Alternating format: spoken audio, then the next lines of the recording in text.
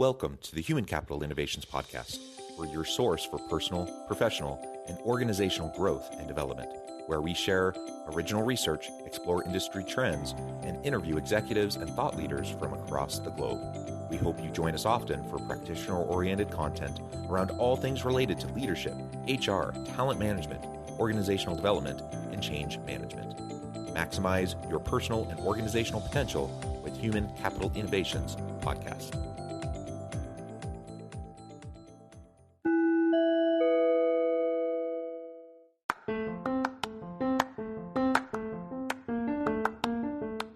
If you enjoy the Human Capital Innovations Podcast, enjoy ad-free listening by going to the Patreon page, and please consider contributing even at the producer or sponsorship level. And please leave a review. Thank you for your support.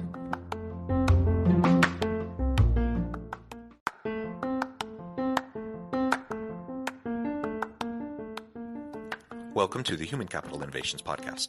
In this HCI Podcast episode, I talk with Patrick Coutts about helping employees to respond to technological disruption of the workplace.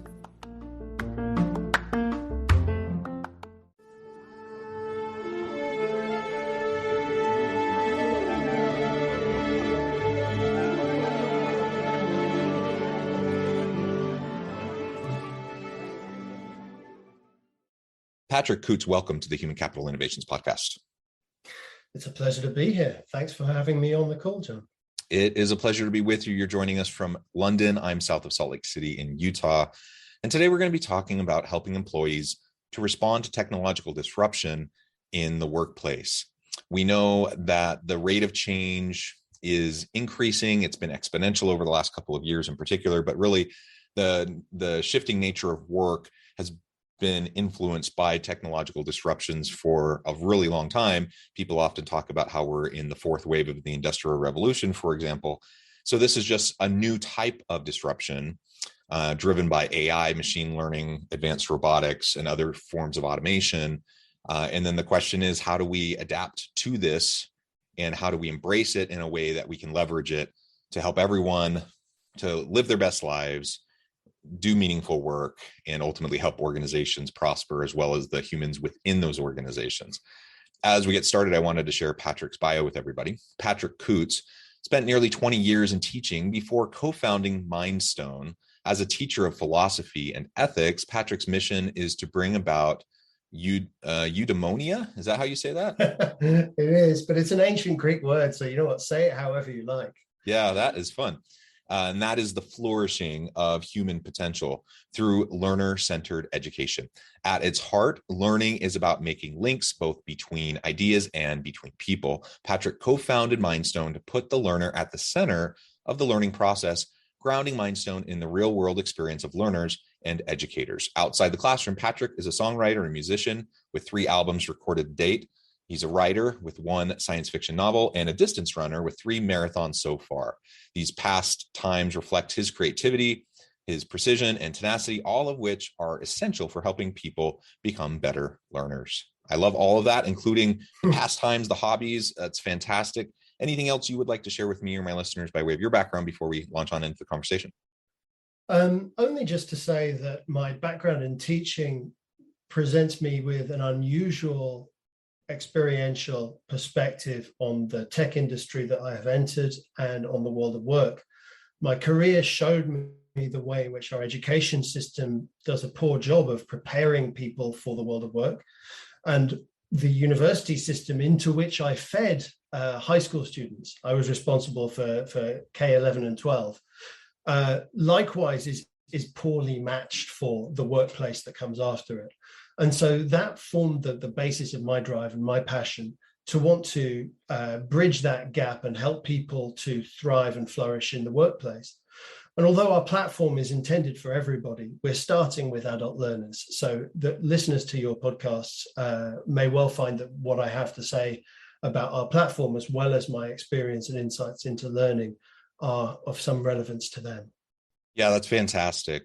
And I'm in the space, not ed tech specifically, but I'm a professor. I'm in the educational space. I do training and learning and development in the corporate space as well. I see the huge value in the overlap here and in designing systems that are better suited for adult learners. So I'm super excited to unpack all of that together with you today. All right, so let's go ahead and dive on in and talk a little bit more specifically about Mindstone, how this came about as you were working with your partner, co-founding this, the types of offerings you provide, and ultimately the need you're trying to address, the problem you're trying to solve. Okay, so first of all, a little bit of a background. I first met my co-founder and chief exec, Joshua, back in the summer of 2019. And he was just coming to the end of his time with his previous startup called Super Awesome. It was the world's largest kids tech company. And it was just in the process of being sold to Epic Games. And he was thinking about the next project that he wanted to work on. And he was excited about education. And he was introduced to me as a head of a sixth form, the last 2 years of British high school, as somebody with some hands-on practical experience. And we got talking about learners and learning, about learner-centered models of education. And those conversations flourished into a friendship and ultimately into a idea of building a learner-centered platform that would not represent an institution like an employer or a university, but rather represent and serve the learner themselves. And our goal from the start and to this day is to unlock the power of self-directed learning, of informal learning driven by the curiosity and passion of the learner themselves, both to develop themselves in the workplace and to make themselves more employable, but also in their broader curiosity and drive to learn more and to enrich themselves. So that's the top level mission, to unlock the power of informal learning. Now, Mindstone is not a content provider, nor are we a content curator. In this world of information superabundance, most people in the workplace with any degree of curiosity have got more content to consume than they could possibly get through. The challenge is rather to surface the valuable content and the important ideas from that tidal wave of information that we all have to navigate, and to extract value from it in the form of insights that you can share with other people or draw together into a thesis for yourself. So Mindstone allows you to take your podcasts, your blog posts, your YouTube videos, your email newsletters, your web pages, and your academic papers, put them all into a single place, the Mindstone platform. And from there, surface the important things. We have an algorithm to identify what's likely to be important. Discard the stuff that you're never going to get to because you're going to run out of time. Go through the content using tools to speed up the process, such as text to speech, so you can listen to an academic paper. Summary tool, which extracts the key points to help you take notes. Smart highlighters that allow you to identify the key pieces of information within the text with labels that you apply yourself, and then pull those together. And finally, collaborative learning through shared workspaces where you and your colleagues, peers, friends can bring content together and discuss it with Google Docs style comments and discussion. So what I'm describing there is a very simple idea. Ultimately, there's unlimited content out there. We're going to help you get more out of it. And that's the starting point of our platform. Everything I've just described to you is live on the platform today and free for anybody to sign up and try. And in the long term, our ambition is to extend that and make it useful to everybody by beginning to detect the patterns in content consumption in order to suggest further reading and help people to find out the next thing they should look at. And also to build a signaling mechanism where employers can look at the record of your self-directed learning and make a judgment about your suitability for a role based on your curiosity, your resilience, your resourcefulness, your ability to reflect on your own practice. So in the first instance, Mindstone is going to build something called Pulse, which is going to provide feedback directly to you, to the learner. And over time, once we've validated the value of that signal, we will also make it possible for that signal to be made public to employers to show that you are an effective learner and not just what you learn, but how you've learned it and what qualities that shows as a learner. So that's kind of a top level overview of everything we're trying to build. Yeah, that is super cool. I love I'm an academic, so I do read a lot of academic papers. I do text to speech sometimes. That has been getting better and better. In the past, it wasn't as useful, but tools like that. I love the note-taking tool to pull out key points. That's super helpful. And I think of that just in terms of the work I do as a researcher and as an academic, but I can imagine anyone outside of academia just showing up to work, trying to reskill, trying to upskill, trying to stay relevant, trying to, learn the newest things that come out. Time is always the issue. So I think a lot of people really love to consume. I think that's one of the reasons why podcasts are doing so well, is because people love to consume meaningful content. And yet when it's all written, sometimes that's harder to digest, or it's harder to wade through. So anything to help facilitate that, I think, is fantastic. It sounds like your platform is excellent for that purpose alone, in addition to the other aspects that you described. So that's wonderful. And I'm wondering, generally speaking, what you're seeing in terms of the shifts in the learning and development space in the corporate world. Lots of organizations are focusing on reskilling and upskilling their workforce. Right now, it's hard to get good people. There's huge skills gaps in many different industries and many types of work, many occupations, and organizations are scrambling to try to find good people. And the reality is there's just not enough skilled people in some of those areas. And so they have to move to reskilling and upskilling. This kind of a platform, coupled with the types of resources that can help people to do that, sounds like a tremendous value for organizations. So maybe describe a little bit more about what you're seeing in the learning and development space.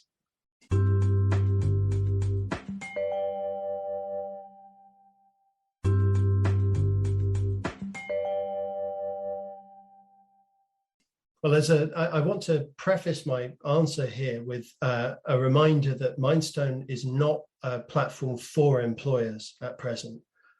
We exist to serve the self-directed learners. So anybody who's ambitious, who considers themselves a work athlete, who wants to consume a lot of content and got to get a lot of value out of it and progress in their own lives, Mindstone is a tool that can potentially help them. We are not in the business, at present at least, of signaling that and tracking and that progress for an employer. And part of the reason for that is an ideological one, because as you know, a lot of learning and development provision is simultaneously about command and control and about compliance. And even the most idealistic and passionate L&D experts know that their industry has got this dual nature, that while they may be passionate about learning and development, at the same time, employers want to tick boxes and check off progress and secure compliance. And that is often incompatible with the drive to upskill and to really increase the value of employees.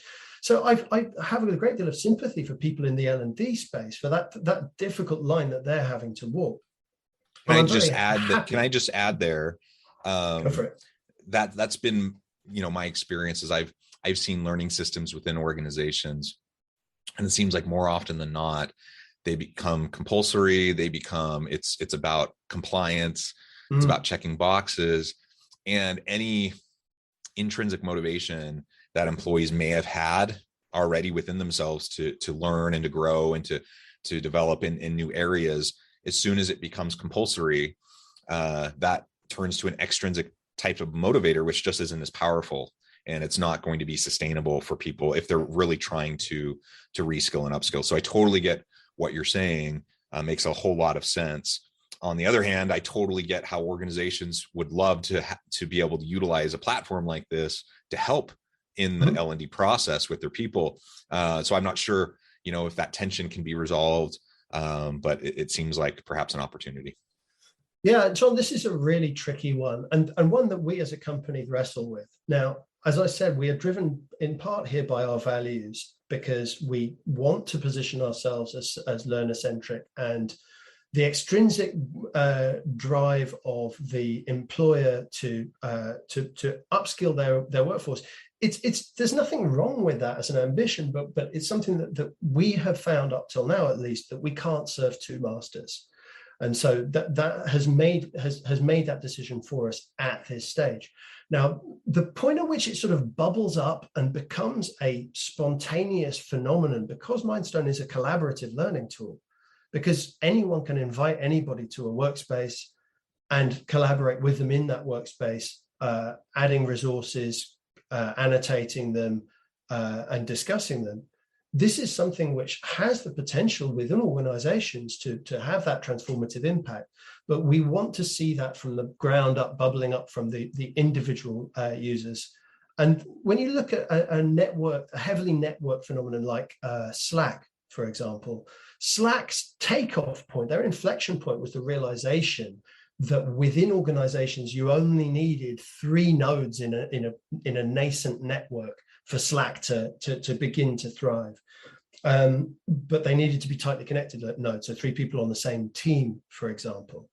And we see very much the same phenomenon with Mindstone, that if 2 or 3 people on the same team can make a workspace together and begin using it, it's valuable to them. And the employer quite often will say, hey, this is interesting, can we see? And they say, yeah, sure, come on in, but it's ours, we own this. And that's quite a nice dynamic. Going back to the challenge of technological transformation and the need for upskilling, I would just throw in one further observation for you and for your listeners to reflect upon, which is the challenge for employers of hiring great talent or finding great talent, and the difficulty of that is partly to do with the fact that very often employers are looking for a combination of the right skills, the right knowledge, and the right attitude to learning, and the right learning skills, and also the right values. And that is a wish list where you're never going to and the right experience too, right? And then they have a list of like 10 years of experience and all these things. and so unsurprisingly, that employers are then saying, well, we can't find the talent. Now, it is my view, and fire will not burn this from me, that you can drop the prior knowledge and you can drop the current skill set from that wish list, because a person with the right attitude to learning, the belief and desire to learn, and also the right learning skills, that's to say that they know how to learn, can upskill rapidly and adapt to any situation. Whereas if you go after the current knowledge base and skill set, it's going to be obsolete in 18 months anyway. So why fixate on that very short-lived value when you can instead focus your hiring policies on getting people who are hungry to learn? I so agree with that comment. And, as an HR person in the HR space, it drives me nuts when I see, the job postings that are out there and the required qualifications list that so often is just nonsense.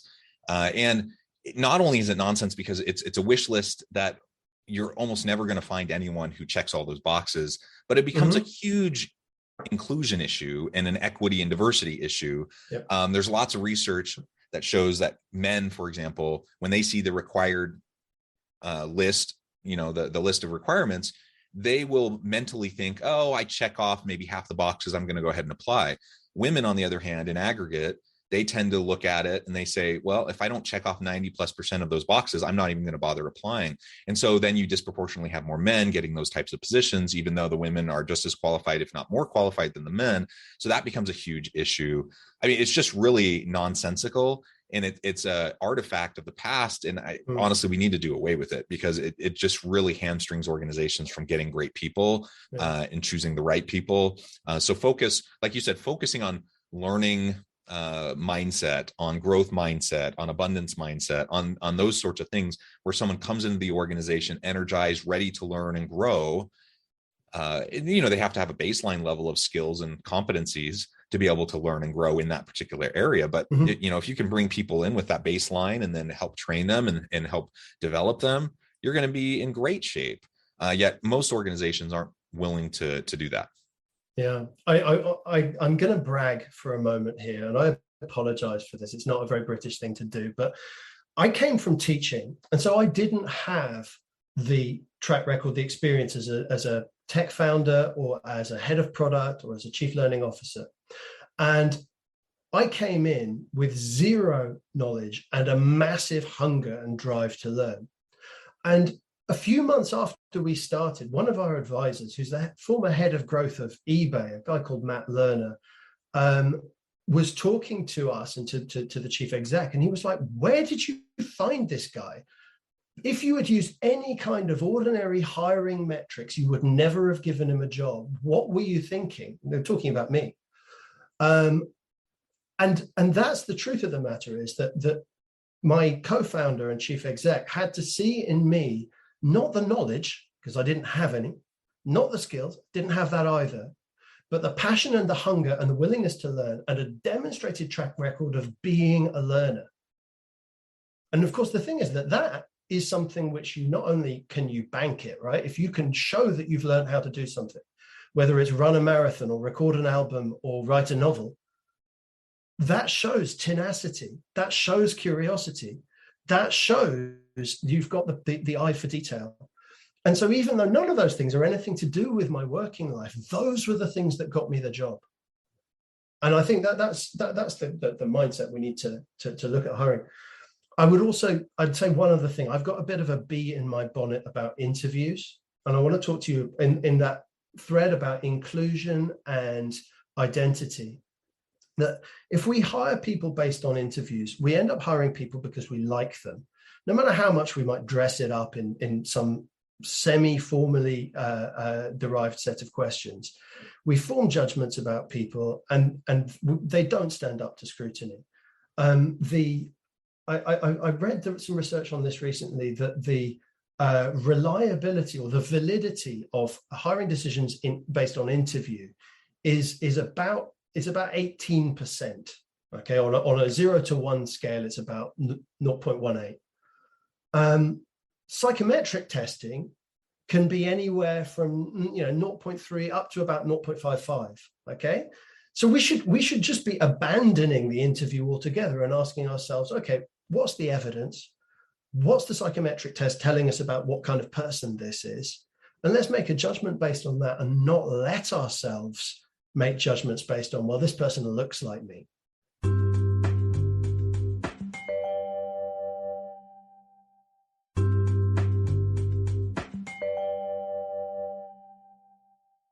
Yeah, I had a colleague once who he told, he was really proud of his imagined power of discernment.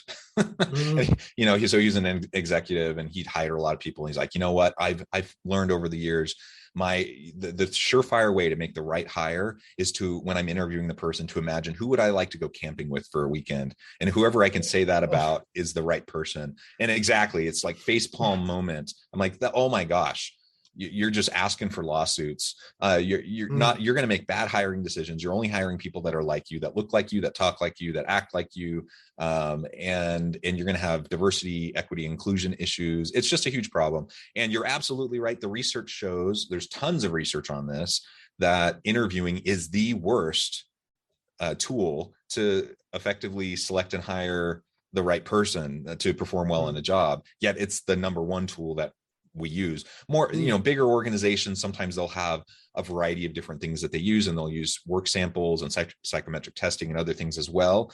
But a lot of organizations, in fact, in the US, 80% of people work for small businesses. Small businesses just interview for the most part. Yeah. And so what are they making their decisions based off? It's all those implicit biases that are embedded in their brains that they're not even fully aware of.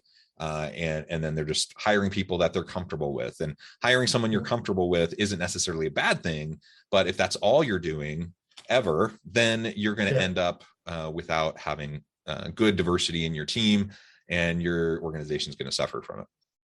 Yeah. Now, I will admit that because we are a small team, and although we are culturally diverse, we're not as diverse as I'd like us to be. This is partly a function simply of our size. Most members of our team have worked together at one time or another in the past, because it's through those networks that we've been able to attract talent. So I'm not making excuses for us, because I think as a team of 10, it's not surprising that we're in that position. But you know how it works with culture. If you don't set out to consciously decide it happens to you. And this is a challenge on our horizon that we need to go into with our eyes wide open to avoid exactly that kind of replication of the same kinds of people and the same kinds of groupthink that emerges. So yeah, we're not innocent as a company on that. It is something that we're aware of, but it's super hard, right? I would just also make the further observation that there are two things that are often seemingly in conflict, which is cultural fit versus diversity and inclusion, where tight-knit teams with a shared set of values and a shared sense of mission and purpose are often lauded as the model to aspire to. That's what you want. You want a team of missionaries, not mercenaries. But yet at the same time, if you want diversity, that's going to mean people whose reasons for coming to this party are not the same as yours. And there isn't an easy way of squaring that circle. There's no glib solution that I can give you on that. But I think it's important just to go into it mindful of where you sit in each hiring decision between a good fit that's going to cause minimal friction and a challenging fit that's going to cause productive friction and drive you to do better and be better. One thing I will say in concluding is that my team has got some colleagues from Switzerland, from the Netherlands, and from other European countries with very, very distinct cultures, including very distinct cultures around communication and bluntness and directness. The Dutch are famously the most blunt and direct people in Europe. And that's something that we see every day in our company. And it's hugely refreshing and helpful to have that cultural diversity causing friction, but actually causing really, really productive friction. So yeah, that's been a learning journey for me. I love that idea of productive friction. Again, there's lots of research on this about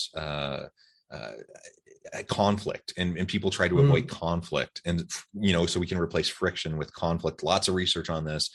If it's completely unhealthy conflict, of course we don't want it, but we need a certain level of conflict, otherwise we're not pushing each other to learn and grow. And everything we've been talking about is about embedding a learning culture, and then utilizing the tools like what you do in your organization, utilizing the tools to support and facilitate that learning culture, but developing that learning culture, that growth mindset, that abundance mindset, leaning into inclusion and those sorts of things, where we don't get stuck with the status quo and just with what we're comfortable with. If we're comfortable, we're not learning, right?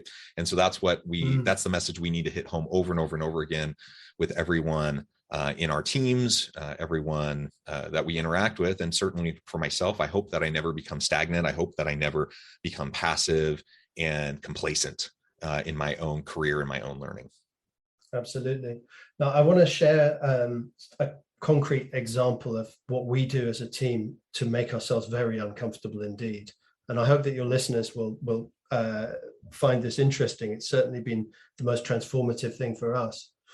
We believe in the power of feedback to transform people's performance. And we have a requirement within our company that every single one-to-one meeting includes two-way feedback about how the other person can perform better, with a specific situation-based statement of what the behavior was, what the impact of that behavior was, and what suggestions might be for improvement. So far, so boring. I think most companies do this, but here's where we're radical. The recipient of that feedback is encouraged, in fact, more or less expected, to then publish that feedback publicly to the entire team, both the feedback they received and their response to it. Now, if that came from the person giving the feedback, it could be a humiliating and painful thing. But the deliberate choice that we make to have the recipient of the feedback own it and make the choice, and it is somewhat of an expectation, but they don't have to, but they can make that choice to put it out there for the rest of the team, has a number of massive benefits. Number one, the ownership of that diffuses the emotional component and makes it about the performance of the team and of the individual within the team. Number two, the transparency means that everybody from the chief exec down is receiving tough feedback, which everybody can see is taking place. And there are no closed doors behind which the leadership team yell at each other, because the feedback is exchanged in a professional way and shared. And finally, a third party, a colleague who was neither the giver nor the receiver of the feedback, can dispassionately look at that feedback and say, oh, hang on, that applies to me. They are not emotionally invested, so it doesn't involve any emotional strain to see that and think, oh, I can learn from this. And so instead of stepwise individual pairs of people giving and receiving feedback, the whole team collectively form a learning group. And through that radical transparency, all of us are able to progress and learn from each other. Now, this is a very frightening thing for new people when they join. And I think our most recent hire couldn't quite believe when we said that we did this. And then they saw the feedback channel on our Slack in which this was actually happening. And they had this moment of, oh my God, they really do. So it is tough, but it is the most powerful method that we have found of building a learning culture where we really walk the walk.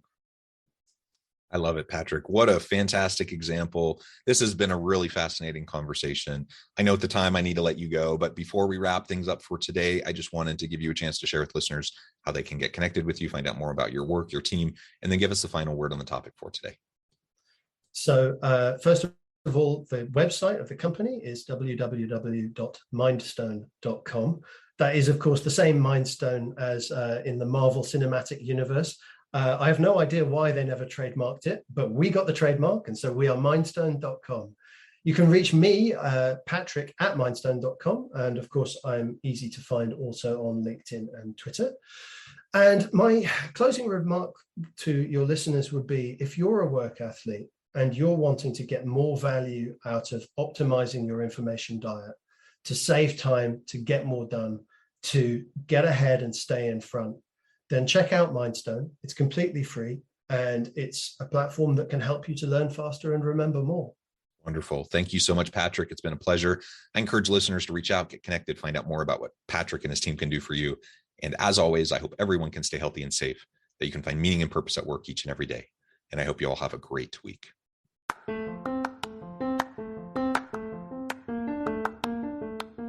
Do you enjoy the Human Capital Innovations podcast? Enjoy ad-free listening by going to the Patreon page, and please consider contributing even at the producer or sponsorship level. And please leave a review. Thank you for your support.